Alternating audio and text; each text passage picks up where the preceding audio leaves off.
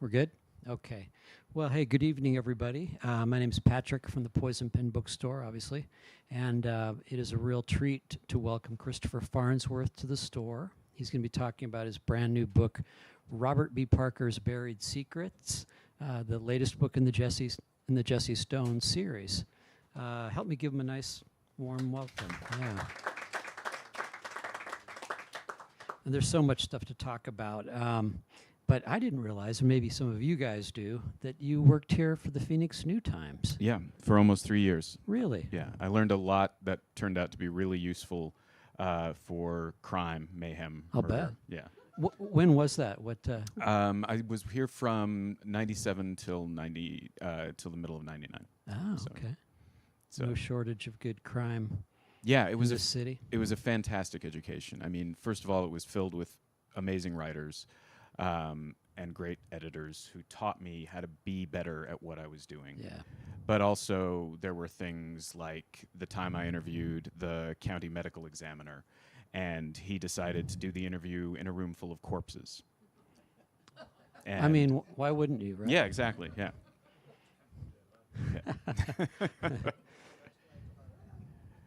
I like that. He just said kind of a dead audience. Yeah. That's Tough crowd. yeah, exactly. It's really terrible if if suddenly somebody stands up. That would be bad. That'd be really bad. Yeah, right. You know, I learned not too long ago, actually, the difference between a coroner and a medical examiner. Do you guys know that? Everybody says, yes, we do. We're way ahead of you. This is a mystery crowd. Of course they know. Yeah. They're all about dead bodies and crime in here. Yeah. Right. Coroner is an elected position, doesn't require actual medical training. Yeah. A medical examiner is a doctor or someone who has had specialized medical training in order to do the forensic examination of corpses. There you go. Yeah. Yeah. The first coroner I met had no medical training whatsoever, and was weirdly proud of it. Really? Yeah, and was like, well, we've got, undertakers to do that kind of thing, and I just imagined all of the crimes that were just sailing past this guy. Yeah, right. You know. Right. So, did you start out as a reporter first? Yeah, I began as a reporter. I always wanted to be a writer, and then my grandmother posed to me while I was in college what turned out to be a really excellent question. But how will you make a living? And because that's we weren't a family with money. We just normal people, and you had to whatever you did in life, it had to support you, and it had to be it could be your calling, and that's great, but your calling also had to put food on the table. And so the only thing I could do as a kid in Idaho as a writer to make money was I knew how to write. I had to learn how to report. So I learned how to be a reporter, first at a small weekly in Boise, and then for the Phoenix New Times. And then I went on to a daily paper, the Orange County Register. And then I sold my first screenplay, and I discovered that didn't always pay as well, but it was a lot more fun. So I started writing full-time then. And then I eventually started writing novels. Right. I wanted to bring up, doing a little research on your backstory. You mentioned that discovering a particular Doc Savage novel when Right. you were, I think, in second grade, Yeah. kind of was an important experience and kind of set you on the road. Yeah, that was a real turning point. I'd learned to read at a really early age, and I learned from comic books, and I basically wanted to know what the things were in the word balloons next to all the pictures' heads. And in second grade, they hustled us all into the third graders' room in elementary school one day. I don't remember what for, but I do remember on the shelf somebody had put a Doc Savage Bantam paperback. And I remember it very clearly. It was the freckled shark, and there's a picture of Doc on the front. He's this muscled, shirtless man with a laser gun in his hand. And I was like, this is something I got to read. And it was probably wildly inappropriate for children. But I took it up to the teacher, and I said, can I please take this home? And she was like, well, you have to read it in one night. You got to bring it back tomorrow. And I was like, no problem. And I did. I went through the whole thing that night. And at first, I mean, I was 7 years old, so cut me some slack, but I didn't know if Doc Savage was a real person or not. And after a while, I figured out that he couldn't possibly be. But that just opened my mind to this idea of a fantastic world filled with genius muscle men with laser guns and evil scientists and plots and villains, and it was a revelation. And so it sort of put me on the path to wanting to read more of those stories and eventually tell those stories. Yeah, that whole pulp era before before television became everybody's main source of entertainment Right. was just, as you know, full of these radio programs, of course, like The Shadow, and I think there was a Doc Savage radio program as well, right? I think there was as well, yeah. But I did eventually, get to the Shadow novels. I read almost all of the Doc Savage ones before I was out of middle school, and it was just. It taught me short, punchy sentences. It taught me, how far you can push implausibility. It really was. And then from there, I graduated to the stuff on the paperback racks. And that included Gregory MacDonald, the author of the Fletch novels. It included really weird, strange horror novels, but it also included Stephen King. And somewhere along the line, I don't even remember where, but it included Robert B. Parker, and I started reading the Spencer books. Come full circle many years later, Yeah. you get this wonderful opportunity. Yep. Now, you mentioned there might be some part that you'd like to read first before we got going, or Yeah, if that's okay, if you you yeah, want to read something? sure, okay.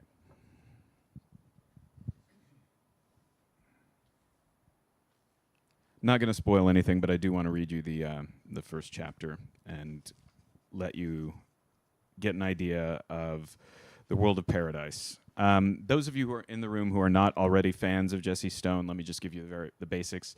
Jesse Stone was a detective with the LAPD's. Well, first he was a baseball player. He was pro in the minor leagues, but on his way up into the Dodgers organization when he, in a nothing minor league game, took a bad spill and destroyed his shoulder, destroyed his career. And so from there, he went into the Marines and then became a cop with the LAPD. And they saw something in him, and they put him on the elite robbery homicide squad. But unfortunately, Jesse was also a drunk. And he lost his job with LAPD, and the only place in the entire country that would hire him was the very corrupt, very rich little town of Paradise, Massachusetts. And they thought they were hiring a useless drunk. And what it turned out was they were actually hiring someone with a moral code and an incredible amount of capability. And so the first thing he did was arrest all the people who had hired him. And from then on, he's been the protector of Paradise, Massachusetts. So he was a useful drunk, not a useless drunk. Exactly. As it turned out, they hired the wrong drunk. And who hasn't, really, at one time or another? So now it's been some time. Now he's still the protector of Paradise and is the police chief and has made a life there and made friends there. And that's really all you need to know going into this book. This book, I should say, though, is also dedicated to the memory of my wife's mother, Philippa Buss Roosevelt. Here's chapter 1. Jesse Stone was on his way home when his deputy chief, Molly Crane, interrupted him on the radio for a welfare check. A guy is worried about his friend. Says he hasn't seen him in a couple weeks and now he won't answer the door, Molly told him. Can't someone else do it? It had already been a long day. 3 of his officers were out sick, COVID again, which was why Molly was covering dispatch. Jesse himself had been on multiple patrol calls and was looking forward to sitting down and watching whatever ESPN had to offer. Suits breaking up a fight at the scupper. Everyone else is busy, Molly said. Serve and protect. It's in the job description. Yeah, but I'm the chief. I'm supposed to tell you what to do. It's adorable you think that, Molly said. Anyway, it's not like you had plans. Your girlfriend left you for the New York Times. You know, I can fire you anytime I want, Jesse said. Good luck. You'd be lost without me. Fine. Where is it? See? Molly read him the address. The house was in a nice neighborhood on the good side of Paradise, but it had seen better days. The paint was peeling, and the wood was splintered and rotting in places. The lawn was mostly weeds and crabgrass. Deferred maintenance, Jesse had heard it called. When the people inside the house had to choose between upkeep and property taxes, even in a place with a median income as high as Paradise's, it happened to some of the older residents as their lives extended past their savings accounts.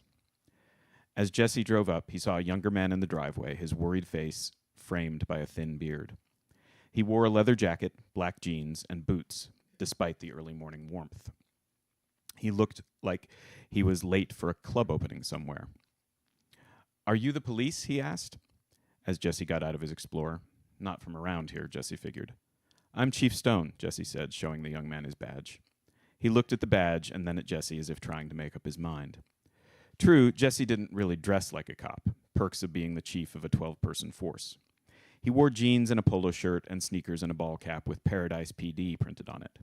Usually a jacket to hide the Glock on his hip, too, but again, today was warm. "This is the part where you tell me your name," Jesse said helpfully. "Oh, right," the man said. "Sorry, I'm Matthew. Matthew Peebles." "Can I see some ID?" Jesse said. "Peebles? Really?" Matthew Peebles appeared taken aback. "Why do you need to see my ID?" "It's a cop thing," Jesse shrugged. "We like to make sure people are who they say they are." "Oh, of course," Peebles said. He handed over a driver's license from a thick wallet attached to a chain. It was from New York. Despite the odds against it, Peebles really was his name. Jesse handed the ID back. "You said you were worried about your friend inside the house?" "Well, my parents' friend more than mine, really," Matthew said. "His name is Phil Burton. He's old. I mean, he's an elderly gentleman.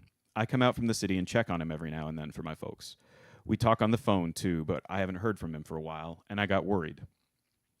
The propensity of people who lived in New York to refer to it as the city, as if there were no others, wasn't lost on Jesse. Nobody ever did that in Los Angeles when he lived there. He wondered if it was them overcompensating. "You drove 4 hours up here to check on him?" He wasn't answering, and like I said, I was worried. "Would you mind calling him again?" Peebles called again with his phone on speaker so Jesse could hear.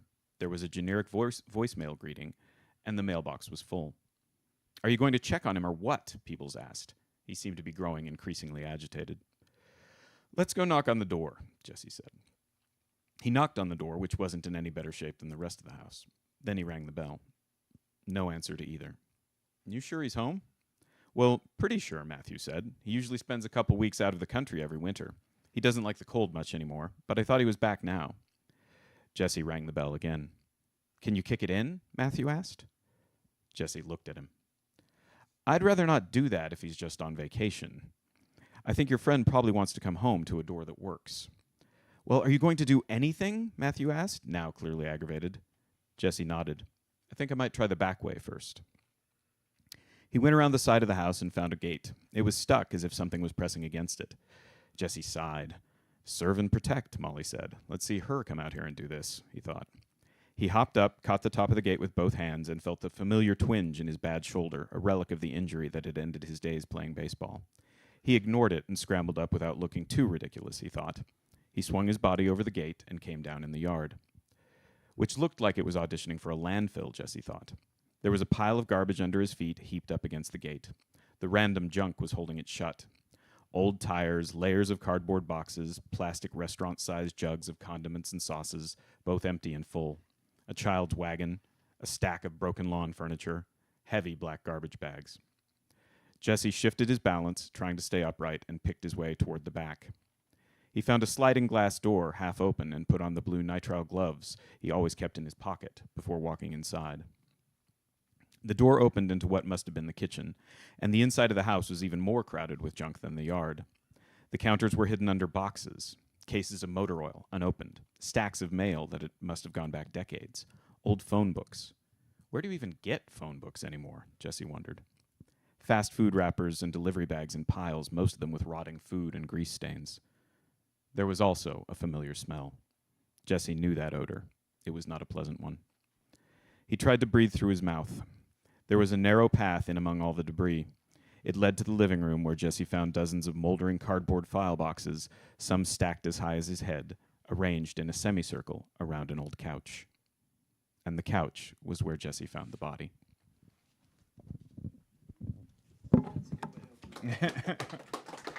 Thank you. Thank you. Get right in there, yeah. I mean, the whole subject of hoarding in general, I think, is fascinating. I don't know what you folks feel about it, but it cuts a little close to the home for some of us who are, big book people. We justify.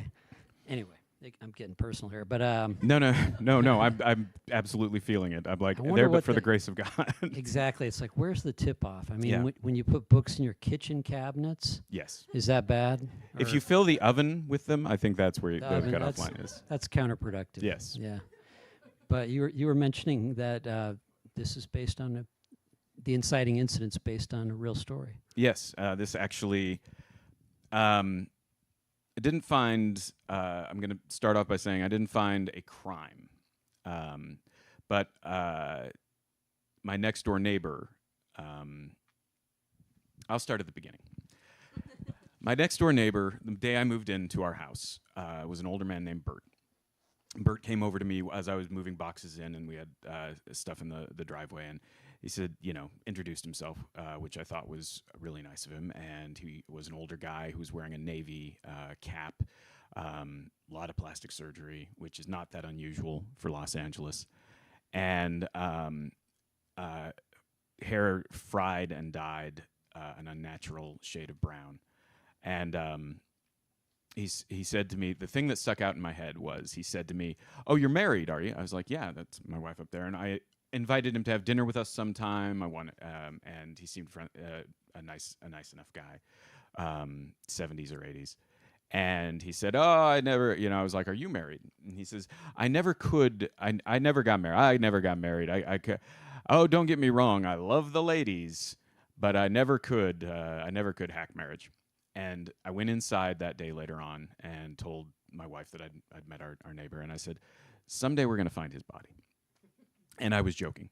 And then just to prove that you should never make jokes like that, about 10 years later on Valentine's Day, somebody knocked at our door and they said, "Have you seen Bert lately?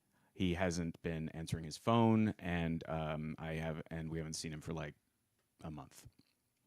And he asked me if I could go check on him. So I hopped the fence. I went through the yard into the back sliding glass door, and I found a place like I just described there, stacked to the ceiling with a little path through it of just junk. The motor oil, the lawn furniture, the wreckage. Club flyers going back to the 80s, just all this stuff. And we'd never gotten close. We'd invited him to dinner sometimes, but Bert would take off at 3 a.m. in this souped up Camaro while I was trying to we had, back when our kids were still babies, and I was trying to get them to sleep, and I'd hear this thing blasting down the street, and I'm like, "Where are you going, and why is it so loud?"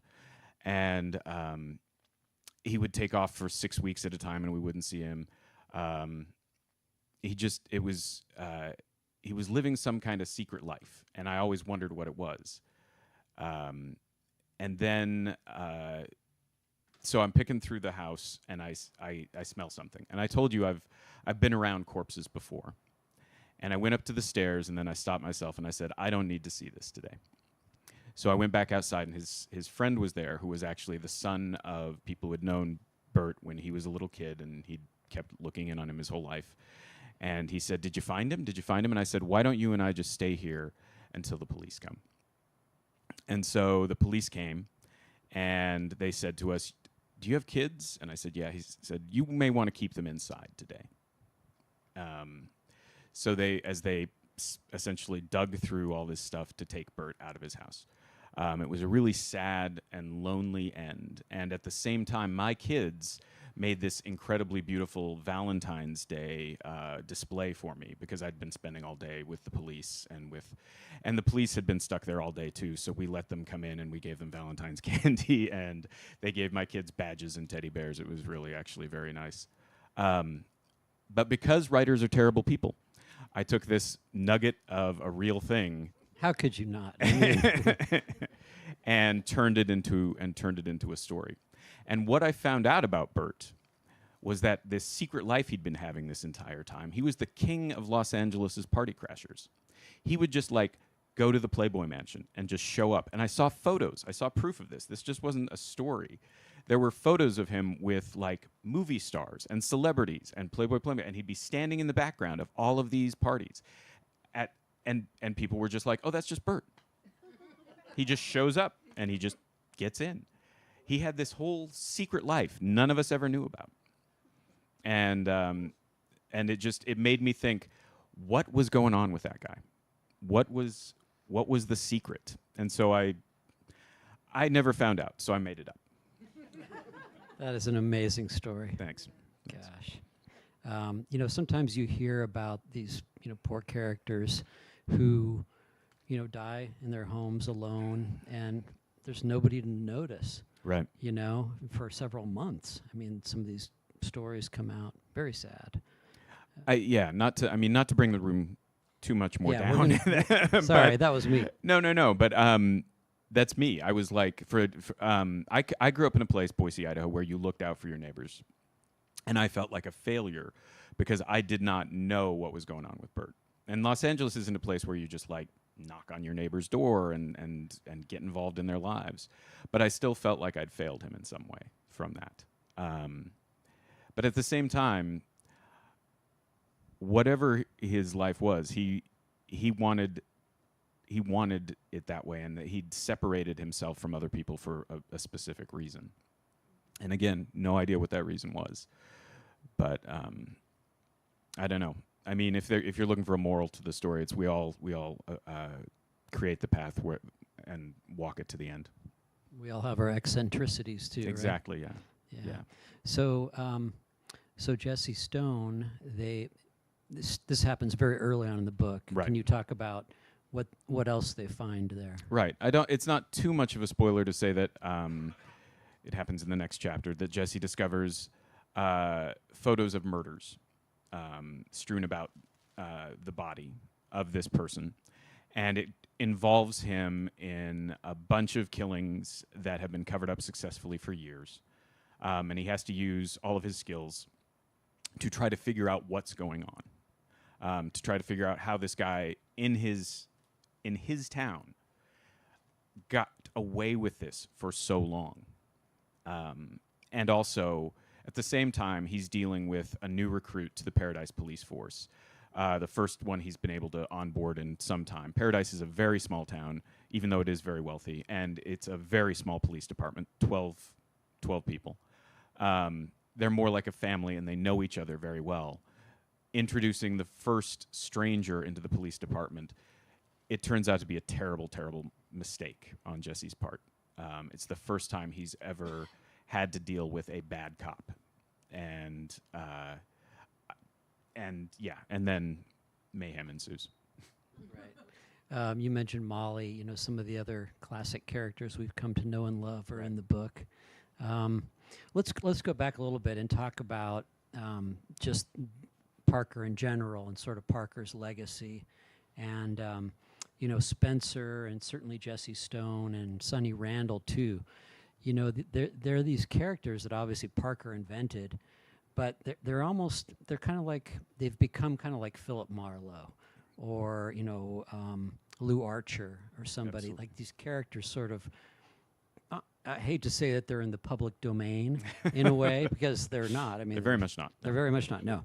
The Parker estate controls all that. But Exactly. They and the publisher would want me to make that very clear. yes, that's right.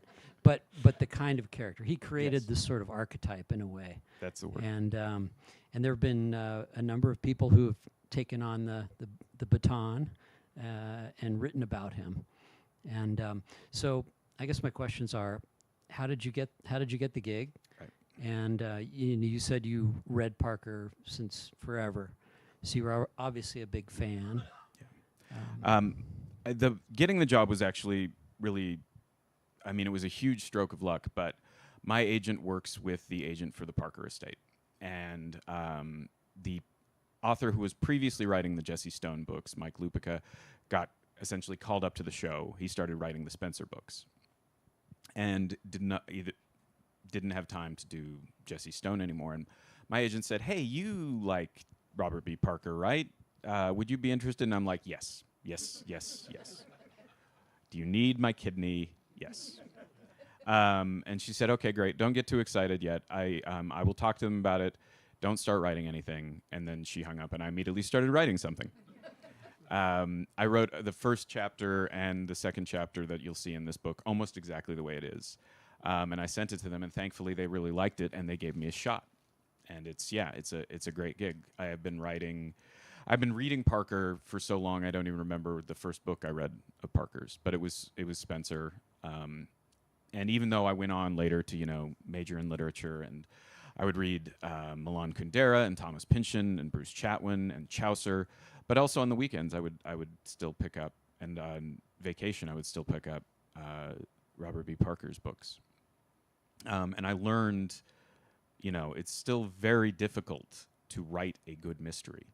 I mean, writing a good book is difficult anyway. Maybe it's not for other writers, but it's work.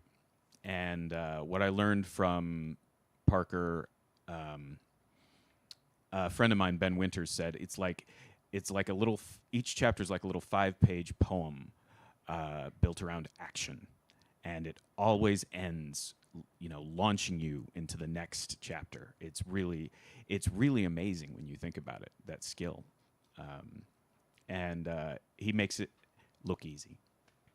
Yeah, and talk about, as the books, the Parker books, as he wrote more and more of them, he honed and crafted that to such an art where and people joke that the later Parker books were massive margins, and there was really like maybe 80 pages of story, but he could advance the story strictly by dialogue, Right. in a way that just seemed effortless. Yeah. And so so funny at times.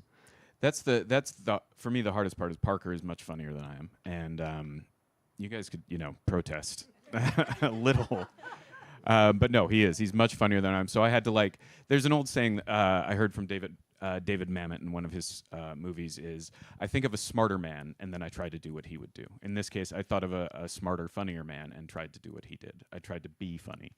I hope it worked out, but it was a real chance to try to put on his shoes, put on his jacket, and try to think like he did. And you can see the way in which, like Elmore Leonard says, he leaves out the parts people tend to skip.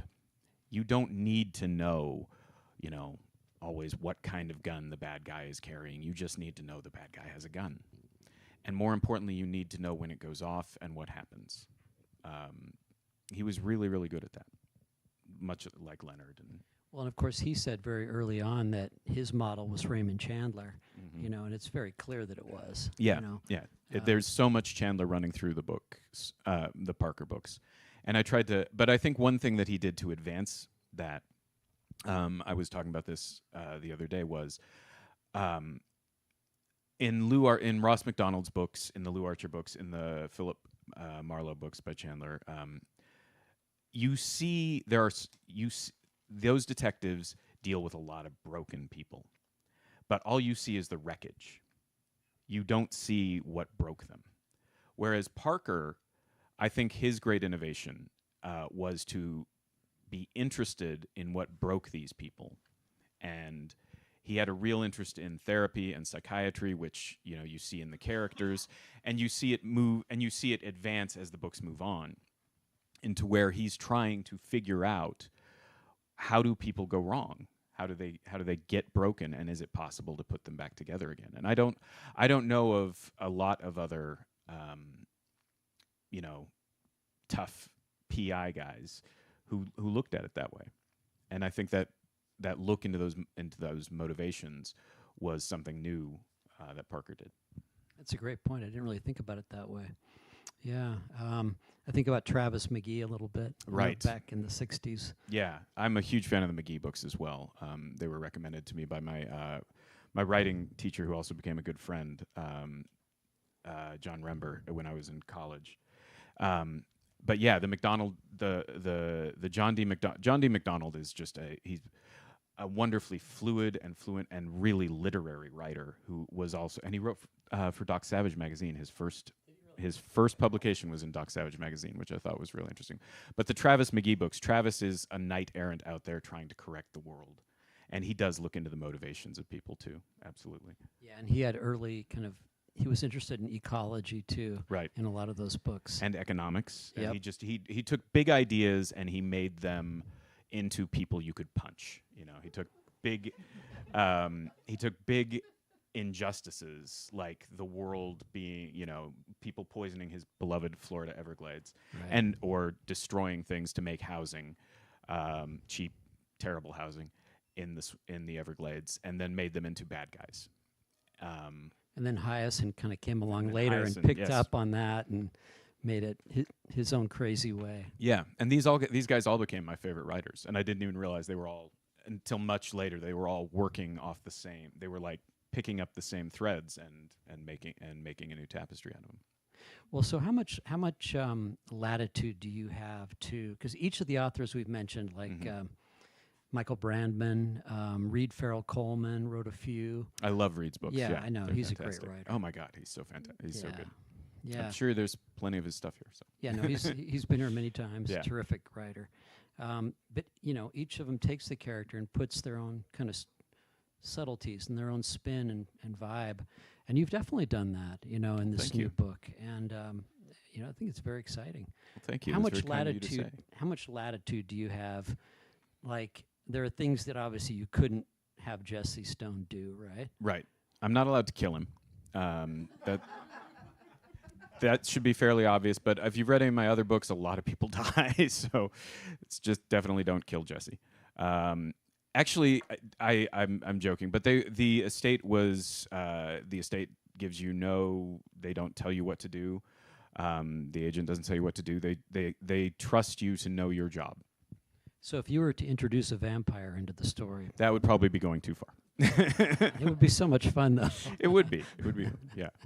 No vampires, no superpowers, which actually made it really. My previous books have been about vampires and psychic spies and the Fountain of Youth, and there's always crime elements and Those are action. so fun. Oh, thank The you. Nathan Cade books. Have you guys read some of those? Oh yeah. Thank you. That's really nice. Yeah, Nathaniel Cade. He's a vampire who works for the president as a secret agent, fighting all of the things that go bump in the night. And that was my first published novel, and it was a lot of fun for me, and hopefully for readers too. But with Jesse and the Parker universe, what's great about it is that these are just people. And it was a chance to just, if somebody got shot, they stayed shot. It was nice. I didn't have to come up with any elaborate rules. Everybody knows how this stuff works. So it was really a lot of fun for me in that way. My personal thought about working in Parker's world, they don't tell you, you can't do this, you can't do that, but there's stuff that just makes it work. Like, Molly and Jesse are best friends, but they're not romantically involved and are never going to be romantically involved. She knows him, who he is, too well. Suit looks up to Jesse as a hero and always will, no matter how close they get as equals in the police department, no matter how much Suit matures from the rookie patrolman he used to be, he's always going to look to Jesse to save the day. In my mind, Spencer is Robert B. Parker's perfect knight, because the one thing that runs through all of Robert B. Parker's work is there's this moral code. You do the right thing. You don't do it because it's easy. You don't do it because somebody pays you to do it. You don't take a job for the money. You do the right thing simply because it is the right thing to do. And we all like to say that, I think we all like to believe that but in Spencer's world, it's incredibly punishing because he doesn't lie ever. Like, if somebody's being a jerk, he says so to their face. If somebody looks terrible, he says so. He's not himself mean, but he is honest. And that's incredibly hard that's a big weight to carry. And of all the characters in Parker's world, only Spencer and Hawk carry it without any, without breaking. Whereas Jesse has that same moral code. Sonny Randall has that same moral code. They both carry this knight's honor, or whatever you want to call it. But it breaks them sometimes because they're still human. Jesse is still human, and that's a huge weight to ask any human being to carry. So being a hero sounds great on paper, but it's really, really hard. And that's what I was, that's what I was trying to get across. Well, I mean, you talk to any cop who's had experience, and they've pretty much all seen something that they can never unsee. Right. And their eyes are opened in a different way than ours are. Yeah. Human beings are capable of incredible wonder and incredible miracles and incredible horrors. And speaking of, Phoenix New Times, I covered and interviewed a cop here for my last story for the paper, but who worked for the Phoenix Police Department, who went alone into this entire condominium complex that was controlled by a gang that had turned it into an open-air drug market. And he just went in there alone every day and patiently gathered the information needed to arrest literally dozens, hundreds of people in one of the biggest, in a huge drug bust. They shot at him, they tried to intimidate him, they tried to scare him, but he had that morality. He had this confidence, and it's not something you generally see in real human beings. Very I often. like how a moment ago you just effortlessly threw in a little bit of Raymond Chandler's Simple Art of Murder. Yeah. The code. That's right. Himself, who is not mean. I can't remember the exact. A man must walk down these mean streets who is not himself mean. Right. And I can't remember the rest of it. But has to put on his tarnished Neither tarnished nor afraid, right? Yeah, and he must put on his armor, and he has to put things right. Well, Spencer, the way he spells it is obviously Spencer, the classical Fairy Queen spelling, and he wrote which itself was a tough guys weren't supposed to read books. No. And Spencer can quote, poetry and English literature, like Yeats all the and time. Yeats, people are looking at him like, "What's wrong with you? I never know what you're talking about." He's like, "It doesn't matter." Right. Well, hey, by writing about Jesse, at least you can avoid the subject of Susan Silverman, right? Right. Very touchy subject for some reason. Let's see. So some of the characters in Spence, this is all one big world. Right. And we get a sense that, Sonny, Jesse, Spencer, they're all operating obviously simultaneously. And right. We're just illuminating a part of that world with these novels. How many of the Spencer characters, like Sonny, Rita Fiore? Rita Fiore makes an appearance. He thinks about Sonny. Sonny and Jesse used to be together, and I thought, everybody's got their own opinions, but I thought they were a fantastic couple. I would love for them to get together again, but I don't think that's going to happen because a different writer is writing Sonny now. And Allison Galen. Yeah, if you have a chance, pick up her books too. Also, yeah, she's terrific. Yeah, they're fantastic. But that's the thing, is that neither of them could commit to each other because they're both hung up on the wrong people. He thinks about Sonny. Rita's in here. Healy is the former state homicide commander, who does not like Spencer but is very close friends with Jesse. There are Boston mobsters, which was a delight to write. So it's all taking place in that same sphere. So what else can we say about the book without giving too much away? Well, Jesse is. This is the thing that it was. It was really important to me to bring back Dix, who is Jesse's psychiatrist, his therapist, because Jesse is an addict. He is an alcoholic. He is dealing with it, but he's got a lot of anger, and he's still, At one point in the book, he reaches for the drawer where he used to keep his bottle, and there's no bottle there anymore. So this book, in part, is about what happens when you can't drown your sorrows in the booze anymore. Again, not to bring the room down, but I've known addicts and alcoholics in my life, and you have to have something to take the place of of that hole. You have to have something, a place to put that anger, a place to put that purpose, because there are all these things in, there are all these addicts in, there are all these movies and TV shows and books that show addicts as these beautiful and damaged people, and mostly addicts are just really, really boring. They are looking for structure in their lives, and they use this substance to do that. Jesse, thankfully, is not really, really boring. He's a really complex and interesting guy. But he still needs a place to put that anger. And fortunately for the people of Paradise, putting things right, protecting other people, doing the right thing, taking care of other people, that's the thing that he's seized on. So I wanted to explore that between him and Dix, and what turns you from a wreck of a human being into a good guy. Where do you make that turn? Let's talk a little bit about, and then we can move on to some other things. But let's Sure. talk a little bit about the new hire, Yes. because that was when you brought that guy in, it really stirred things up. Yeah, yeah. Well, I mean, Luther Suitcase Simpson is one of Jesse's one of the first people Jesse met in Paradise. He was a patrolman. He's now a detective. He's one of Jesse's closest friends.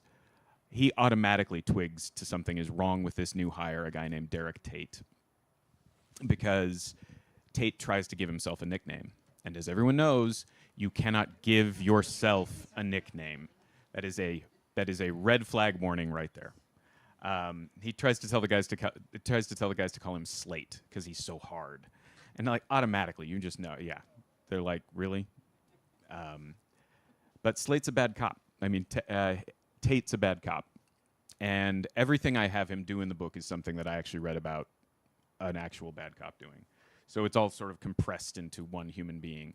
And Jesse is willing to give him a chance because Jesse himself has screwed up a lot in his life and really believes in the chance at redemption. But unfortunately, this guy is not worthy of it, and that's the pivotal mistake. Yeah, it is interesting that, the kind of the classical themes that come up in some of these books. It's not fashionable today to talk about a fatal flaw. Right.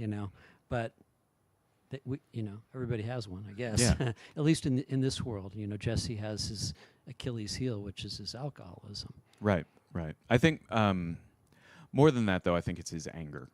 His anger. Yeah. Something, I think that part of the anger that drives Spencer and Sonny Randall, too, is that, and all of Parker's good guys to some extent, and I may just be off alone on this on my own, but they see the world as it is, which is a hard thing sometimes. Like you said, there are things cops see that they can't unsee.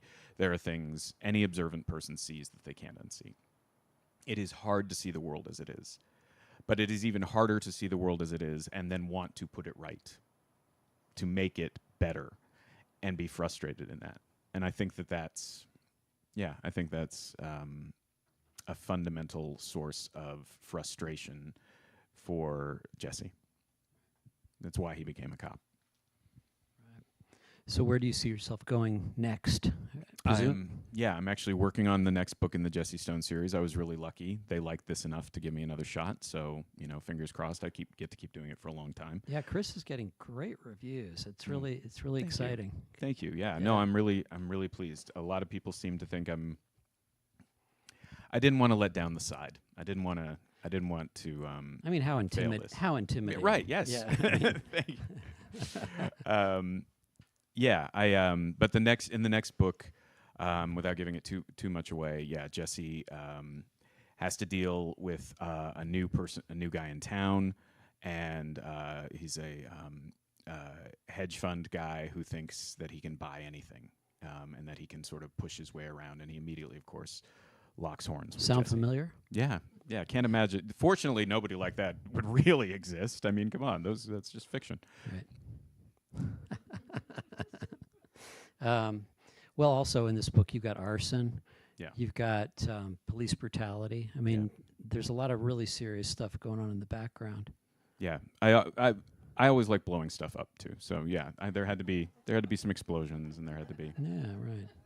We don't want well-adjusted people making good decisions. No, I mean, that would be terrible. yeah. Where's the book? let's see. Do you all have questions for Chris? I was afraid of this. Bringing back Jesse's ex-wife. Jen is not in this book, no. I thought long and hard about it because Jen is a really interesting character, but I think I don't know if you've read Reed Farrell Coleman's books of Jesse as well, but I think Reed moved her into a place where she can sit comfortably. I think if she does come back, that has to be the event of the book. That has to be the destabilizing influence. And I didn't honestly know a way to do that and still tell this story because it'd be like a bomb going off in his life. I mean, you talk about a fatal flaw. Jen is, just everything that, every bad impulse Jesse has ever had has been centered around Jen in some way or another. The drinking, the anger, So I do want to get into the character at some point, but I don't have a good way to do it yet. So maybe it's just my inability to do that, but hopefully someday. I just Yeah. have one more question. Yeah, of course. Had you been approached at all to do anything with the Sonny Randall books right now? No, that's Allison Galen's bailiwick. So no. Just curious. Yeah. Down the road or yeah. No, I would love it. None of us know each other or talk to each other. I would love it if we all did get a chance to meet and talk. That would be great. I mean, obviously, any of us could make that happen. It's not like it's not like there's any barricade to doing that. But I would love to see how other people approach these same problems. I just read the latest Sonny Randall, and I had no input, and I'd written this book beforehand. But Sonny thinks about Jesse in that book, and she words it very similarly to the way I have Jesse think about Sonny in this one. So I was like, oh, thank God, I must be doing something right. I thought she was an interesting character that was developed. I thought so too. Yeah. Yeah. Sonny Randall, yeah. I think I think there's a lot. I mean, they're all fascinating, but I think like I said, I really like them together as a couple, and I think that Parker put them together because he thought it was a good way to get them both in the book. It would be, but I don't think they're ever getting back together. Domestic bliss, Yeah. and these novels don't seem to go Exactly. right. Yeah. Happiness is a We want bad conflict. Is what happiness is a bad sign. Every time Jesse's been happy, something really horrific happens. So yeah, that's Right. not a good idea. we want. Right. Yes. Hi, I have a comment and a question. So Sure. my name is Molly, so I just want to say thank you. 99.9% of the time I hear, oh, my dog's name is Molly. Oh. I'm an actual person. But it's just, my question is, what's your process when writing, like a book? Like, do you dedicate a certain amount of time every day? Maybe it's not first extra morning, or is that your habit? Right. Like, how do you, and what's the timeline that you were given, as well, and how do you work sort of backwards from that? The question, just for the online Yeah. people, is about his writing process. What's your daily thing? How do you get the words down? Right. And she also said thanks for having a human being named Molly instead of just a dog. Just a dog, right? Well, first of all, Molly Crane is one of the best characters in any of Spencer's books. She's tough and funny and smart and easily capable of being the police chief of Paradise herself, except she doesn't want the job, which is proof that she's smart.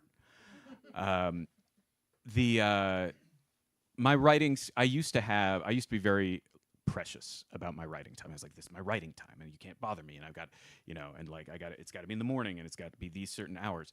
And it's like, oh my God, and you interrupted it. Now I've got nothing to do except watch TV and eat potato chips for the rest of the day.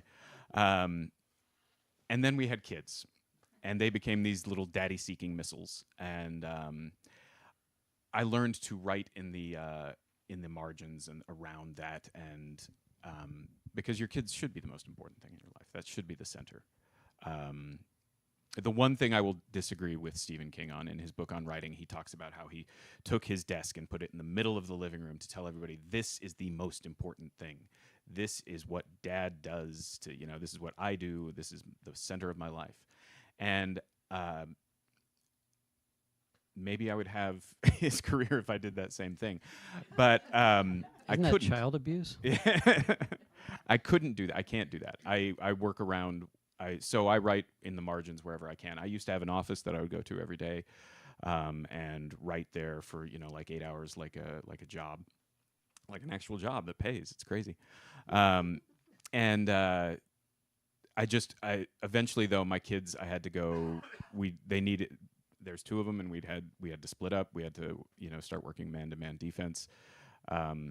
So I had to give up. I had to give that up, and I just started writing at home. And I've gotten back to the place where I started out as a reporter and as a writer, just on my own. Like when I was just working jobs and then stealing every moment I could to write.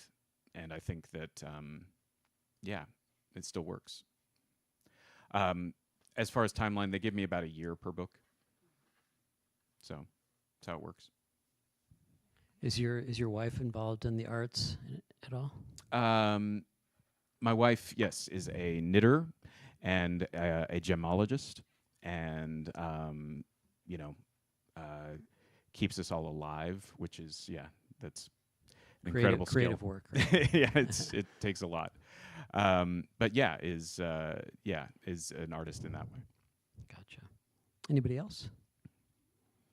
So how did you figure out how to develop all these characters? Because like Molly has such a quick sense of humor and all these different parts. Do you do storyboards or That's map it out? That's a really good question. The question was for the online audience: how do you develop these characters, especially like Molly, who has a very quick sense of humor? Do you do storyboards? Do you map it out? And no, actually, what I did was I went through and reread or read all 21 of the Jesse Stone books to try to get the voice in my head. And I'm really lucky in that I'm sort of a mimic, and I can pick up on tone. And when I'm reading, I'm careful about what I read when I'm writing, because other writers' tone will slip into what I'm working on. So in this case, I just let it. I tried to be, like I said, funny. And I was raised by a single mom, and though Molly is not single, but there's a lot of the same toughness, a lot of the same forthrightness that you see there. But no, I don't really ever storyboard. I'm more of a seat of my pants kind of writer. So I just try to think about what it should sound like, what it should sound like. How do you, like coming to the end of a chapter or coming to Molly's dialogue, what would be the best possible version of this? And how do you I mentioned my teacher, John, and one of the things he taught me way back in college was he said, writing is painting yourself into a corner and then flying out. And so the idea is you just stack stuff up until it feels inevitable and there's nothing you can possibly do, and then you find some secret way to change it all and fly out and make it look like that's what you intended to do the entire time. So I don't know if that answers your question, but okay. I'm going to piggyback off of that. Yeah. If you don't storyboard, how do you keep track of what you've already done so that when you're writing in the future? Because when I read a book, sometimes I have to go back a few chapters, reread some to remember what happened exactly. So how do you keep that straight to keep the continuity in your stories? Yeah. Lester just asked, how do you keep everything straight? And how do you, if you don't storyboard, how do you keep the continuity straight? I've started taking a lot more notes. I used to keep it all just in my head, and it was great. And then, like I said, we had kids, and my brain's steadily been declining ever since. I'm not able to keep everything together as much as I used to, and I've found that I will repeat myself sometimes if I'm not careful. So I have at the top of my file, I have a list of all the characters in Paradise, so that I can keep their names straight, and because it's a small town, but it's still a lot of people, and I just anywhere I am, and this is part of not having the same level of time or the same dedicated level of time. Anywhere I am, I take out my phone and I open the notes app, and I'm like, this happens here, and this. I just write real quick, skeletonized notes, and later I'll go back and I put the meat on it, and I remind myself that this is what has to happen in this order. But plot, I'm really lucky, or I'm really fooling myself, one of the two, in that I've always been good at remembering plot. I always know A, B, C, what happens. And I always, it's very easy for me to keep track of that stuff because it's the fun stuff. That's the easy part. Is there a Bible, a Parker Bible? No, we really should have one. Yeah, everybody. Yeah, everybody is just, you got to read them all and just remember everything. I ask guys that do like the Tom Clancy continuations, it gets very elaborate. Yeah, And, those guys should have a Bible. They should probably have a whole filing cabinet. I mean, Well, one of my questions, then we can wrap it up, but you talked about that you went and, as preparation, read all of the Jesse Stone novels. right. Did you find, it seems like it would be fun as a writer to find some loose tendril from like an early one and say, maybe I'll sneak that into this book and see if anybody notices. I definitely tried to put Easter eggs in there where Yeah. I mentioned previous stuff that's happened. Vinnie Morris makes an appearance also. I forgot to mention him before. I love Vinnie. I think he's a fantastic character. My older daughter read the book and she said, "Oh, you got like a Raylan Givens Boyd Crowder thing going on here." And I was like, they were after Vinnie and Jesse. I want you to know that Parker did it first, long before Justified. But I love him, and I think he's a great character, and I'd like to use him more. But yeah, I want to. Reed did that. There are definitely characters who came back in his books, and I'm just mainly trying to remember the history because Jesse's been through a lot, and in this book, I want people to know that he's carrying these scars in this way. So there are but yeah, there's Crow gets a mention. I don't know if he's going to show up or not, but I love Crow as a character too. So right now I'm just trying to put in Easter eggs and reward people for their long and faithful reading, because as much as I love Jesse, I know that the readers love him more, and that he means more to them than he could possibly mean to me. As much as a reader, I understand that feeling. Well, I was looking at some of your Goodreads reviews, Mm-hmm. and most of them are really good, as I mentioned. And I think that readers, it's kind of like, all right, we're skeptical. We'll give him a chance. Let's see Yeah. if he can do it. And everybody seems to be pretty stoked on what you're doing. I'm really Yeah. glad to hear that, because they've invested their time and their effort and their money and for years in this guy, and they have a right to be skeptical. They have a right to feel ownership of this character. Ace Atkins who did the Spencer novels for years, excellent writer. He has a great story about that, where he said that when it became announced that he was taking over the Spencer novels, of course, a lot of resistance, etc. But then this novel, Six Kill, came out, which was 100% written by Parker. Right. And, Ace wrote the next book, apparently.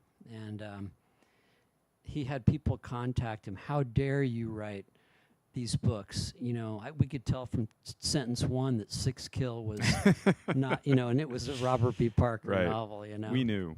Yeah. Yeah.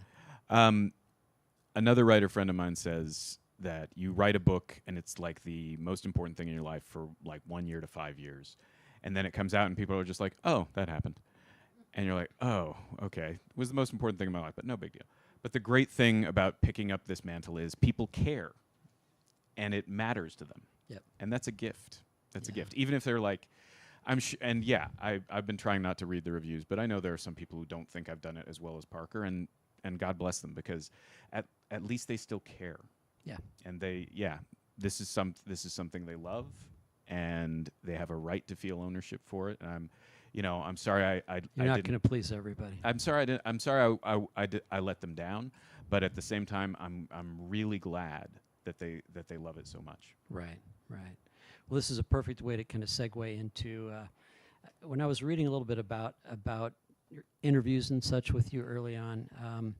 You had this great line where you said that I think that your entire career as a writer, or at least my entire career as a writer, can be summed up as learning to manage expectations. And I think you were saying that, okay, once I get the screenplay done, Right. then I'll be happy, or then I'll have made it. Once I get this novel done, then, Right. Can you talk a little bit about that, the psychological dance that writers and artists go through? You're only as good as your last book. You're only as good as your Sure. last album. Right. Yeah, I think that, yeah, writers are, such famously well-adjusted people that Not neurotic at all. not neurotic or crazy in any way. But yeah, for a long time I thought when I sold my first screenplay, I thought when I became a reporter that would fix me.